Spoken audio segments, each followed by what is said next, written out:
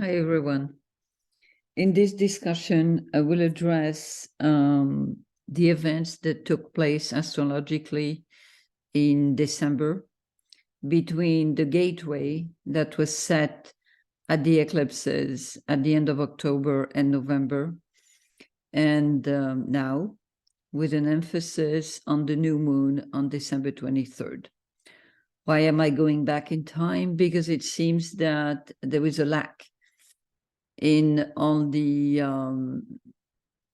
videos that I watched or what I heard from astrologers about the transits. There is a missing point.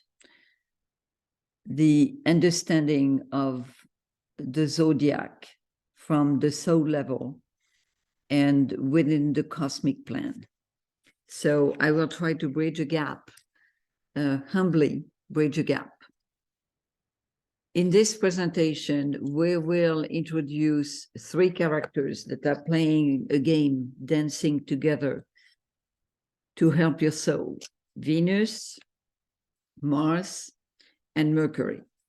So let's start with Venus. So in traditional astrology, Venus is love, relationships. If we go a little further, we speak about contract. I would say that there is much more to it. The spiritual community is now aware of the Venus path, the 5-pointed star, and its connection with the building of the material world. Okay, so I don't want to go too fast because the 5-pointed star is connected to the Fibonacci sequence.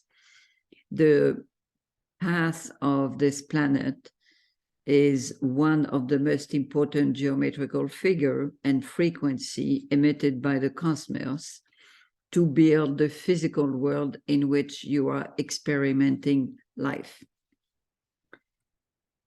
Venus, and this is not often mentioned by the New Age, also happens to be connected to the Lucifer principle. And this is important because every time Venus is going in and out of the underworld, something is happening in your consciousness. So briefly, I have a book that is called A Kiss for Lucifer for the newcomers. I will advise you to read it. Lucifer is not, as someone could think, the light principle. Lucifer is the light bringer. The light principle, the one that hold the light in the cosmic body, is the principle known in Christianity as the Archangel Michael. Lucifer being the light bringer. What does it mean? Well, Lucifer ruled your path in the material world.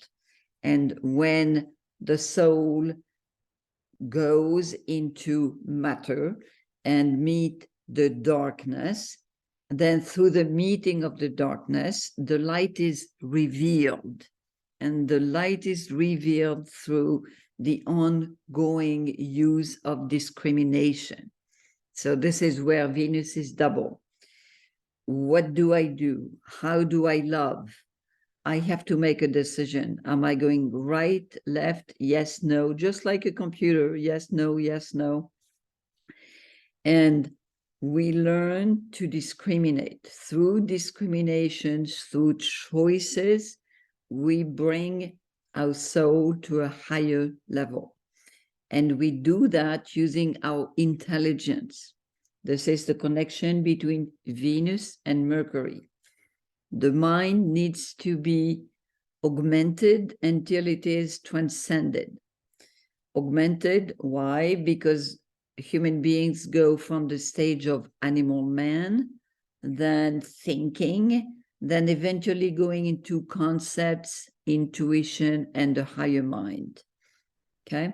So every time that you make a decision between left and right, male, female, strengths and weakness, power and victimhood, you build your energy structure inside your body, or I would say within your structure, you have the two vessels for the energy, male and female, Ida and Pingwala, and they are built according to everyday's decisions.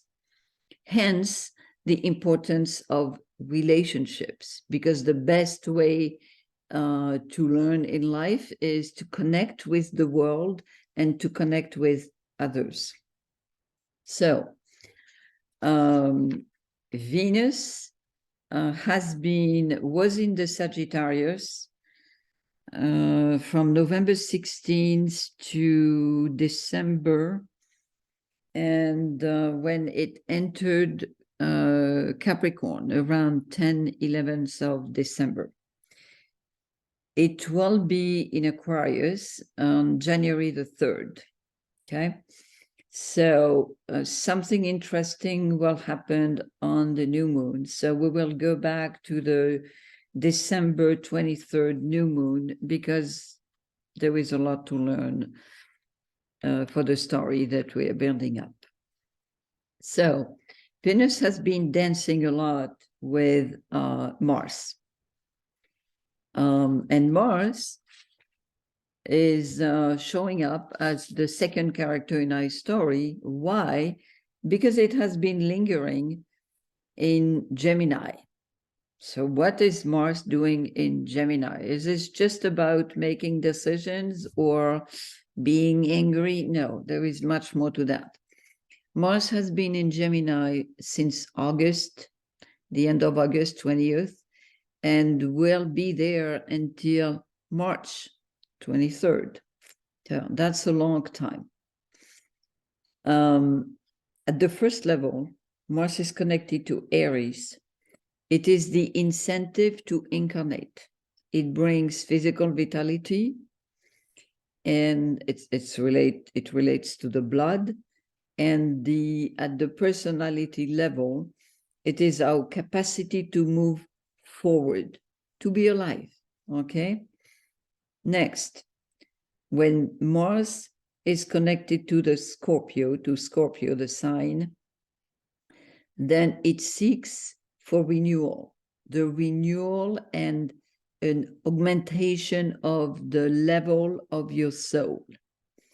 So it can do that in different ways, but as Scorpio is related to the underworld and through sex, eventually Mars is seeking for renewal through sexuality or understanding of what the merging of the energies, like in sexuality, would be.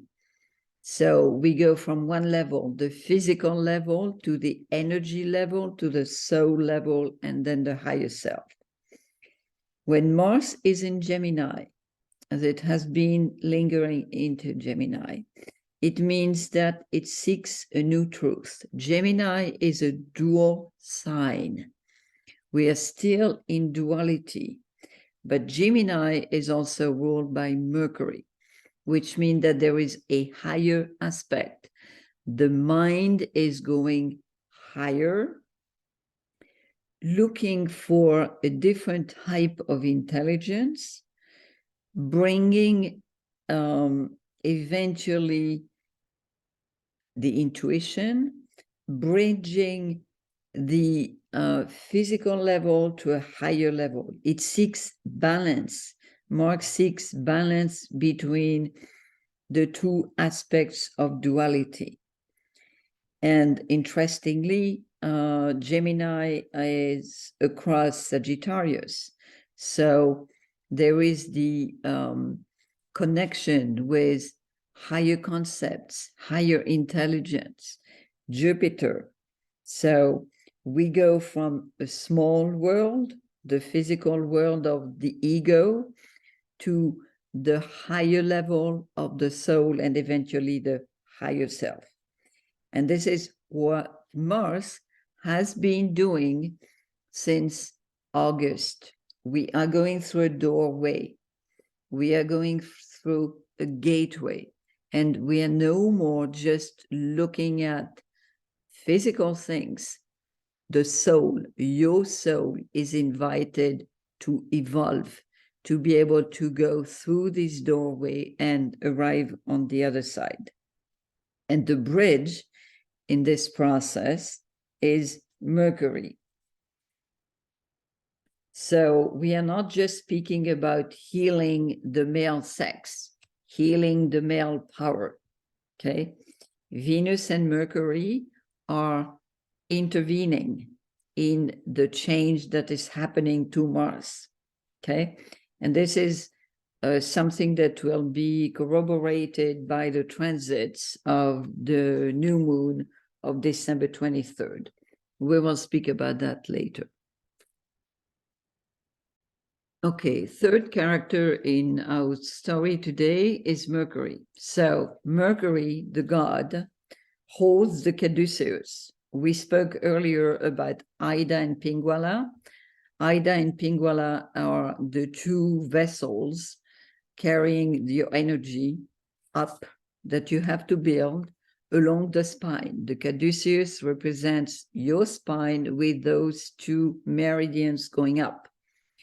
The Mercury that holds this caduceus is the bridge between matter and spirit. It is also, as Quicksilver, the agent of transmutation in the alchemical process. If you look at the glyph that represents Mercury, it is a circle, the moon on the top, and a cross at the bottom. So what it means is that the moon is transcended. As for matter, the moon, the luminary of the night, is transcended, the subconscious mind. Matter, the cross, is below the circle. Matter is crashed. Mercury is the bridge to the higher self. Mercury is the one who was involved with the creation of the Lyre, connected to the Lyra constellation. Therefore, it is connected to the Lyra constellation and to Vega in the cosmic body. More to be found in my new book, Who is Your Creator God? So, aided by Mercury, Mars is looking at merging the energies, looking at the marriage of the opposites. Mars doesn't want just to be the male principle. It wants to have enough intensive coming from Gemini and Mercury to be able to connect with the Venus level at a different level. So the tension with duality that are increased while Mars is in Gemini, the god of war, or the male principle, seeks connection and then at-one-ment with the soul. And the goal of your incarnation on Earth is the marriage of the opposites to be able to reach oneness. So how does this happen? We are going back to the basis. You have two sets of 3 chakras. 3, 1, 2, and 3. First chakra, sex, power, connected to the material world, fed, nurtured by the energies of matters and what is called darkness. Then the 3 upper chakras, above the head, above the neck, and these are traditionally supposed to be fed when your structure is ready by spirit, the energies coming from heaven. When you have created enough connection with spirit, instead of just cultivating your connection with the earth and with the lower chakras, then the two come together and create the 6-pointed star. So why is it important at this point? Is because we are going through a renewal at the cosmic level. taking a breath. Okay, it's a little tough because I'm trying to summarize in 10 minutes a lot of things. So the goal of the incarnation is to, at this point in time in human history, to stop relying on your third lower chakras, but bridging and be nurtured mostly by spirit so that you can achieve something.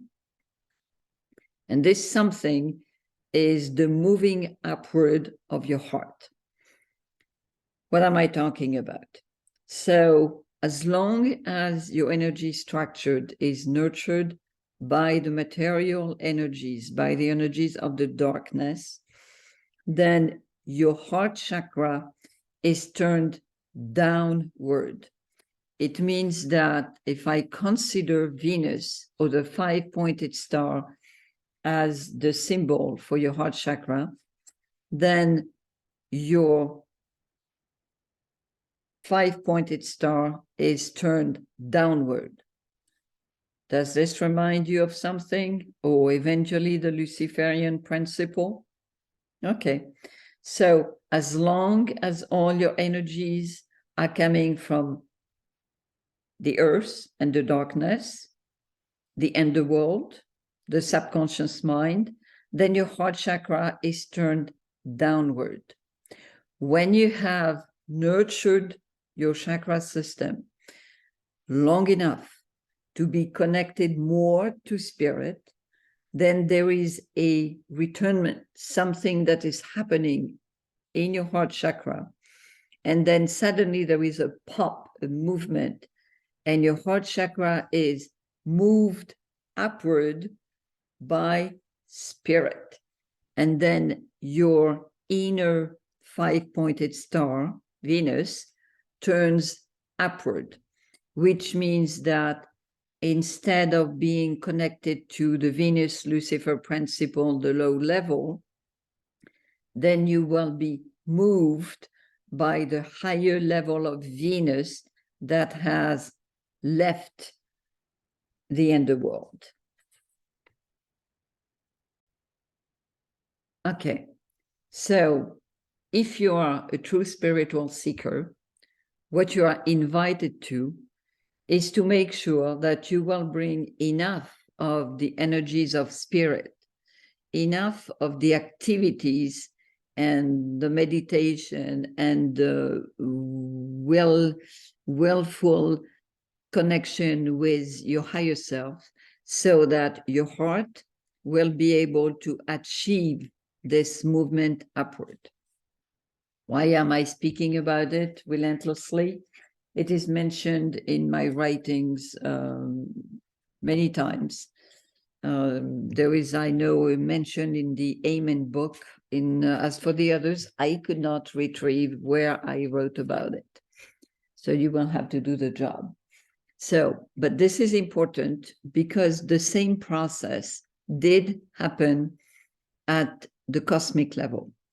It means that in the life of the cosmos, in the life of the being that you are the cells of, in the life of what I call the Creator God, the same process happened.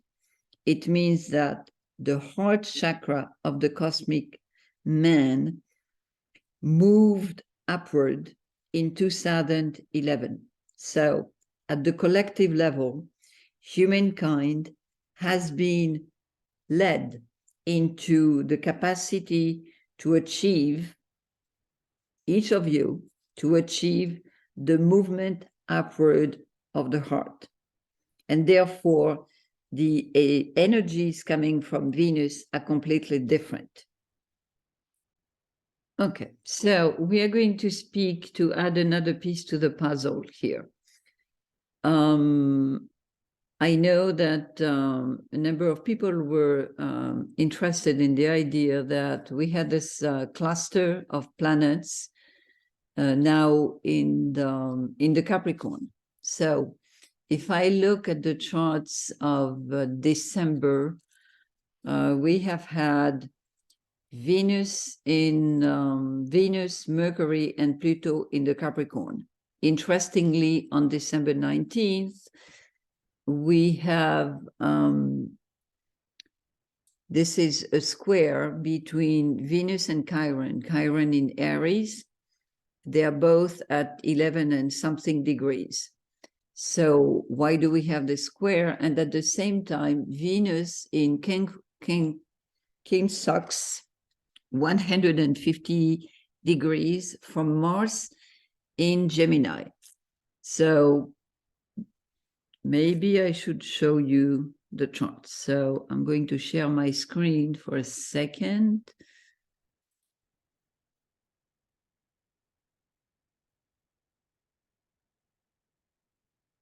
Okay, so this is December 19th. You see here, Venus at 1137, Chiron, so this is the square. So we still have difficulty to heal the collective wound. But then the interesting aspects between a transit between Venus and Mars. So this shows a choice. You, mankind at the collective level, has a choice.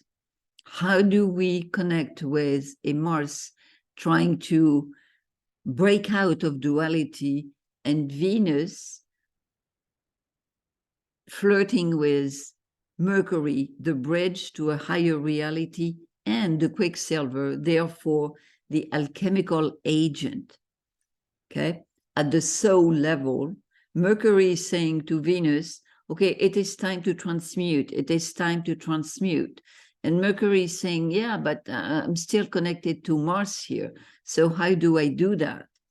And interestingly, the Lucifer principle is not far, as you can see here, the asteroid. Okay, so what are they all doing in the Capricorn? Well, bad story. This is the axis of initiation, okay? Mankind has been through an experiment, a quicker initiation path. It has been difficult, but also productive. The Capricorn is the one climbing the mountain of initiation. So interestingly, after the two eclipses, we say the door is closed, and then the next eclipse in a few months will probably be significant. I did not even look at it yet. So what is happening now? I'm going to redo the sharing. There we go. Okay. So what is happening now is that the path of initiation has been closed. However, we have a last chance. Okay, what do we have? What have we achieved? So how did the initiation happen? Well, connected to Pluto. This is another long story that I will eventually, it is mentioned in my books. The last book, Who is the Creator God, as well in my website. We cannot speak about it at length in this discussion. It would take too much time. But if the soul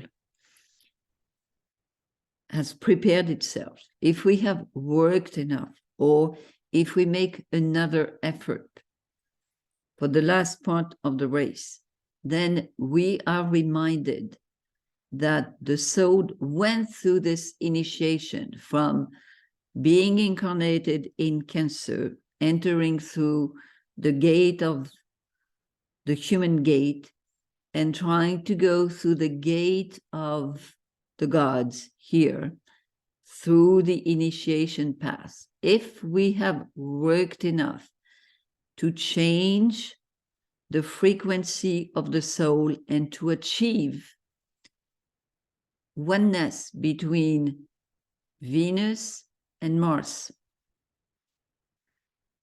to achieve the merging of Mars, Venus, and Mercury, then we can break through, supported by Uranus, bringing the new world being represented by the Taurus, and also supported by the enthusiasm of Jupiter. Also, if we have enough faith, Jupiter being faith, okay, we can be supported in the last race towards what we could call ascension. I'm going to breathe.